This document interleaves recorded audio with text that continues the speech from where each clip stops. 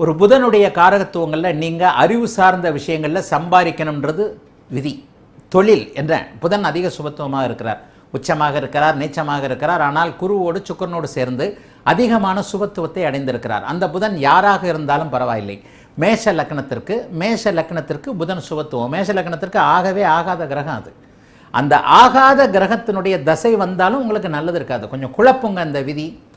ஒரு ஜாதகத்தில் எந்த கிரகம் சுபத்துவமாக இருக்கிறதோ அந்த கிரகத்துடைய எண்ணங்கள் உங்களுக்கு அதிகமாக இருக்கும். புதன் சுபத்துவமாக இருந்தால் நீங்கள் ஜோதிடராக முடியும், நீங்கள் கணக்காளியாக முடியும், நீங்கள் சாஃப்ட்வேரில் அதிகமாக இருக்க முடியும், ஆடிட்டராக இருக்க முடியும், எல்லாம் சரி. ஆனால் அதே புதன் தசை வந்தால் உங்களுக்கு சம்பாதிக்க முடியாது, ஏன்னா அது அவயோக தசை.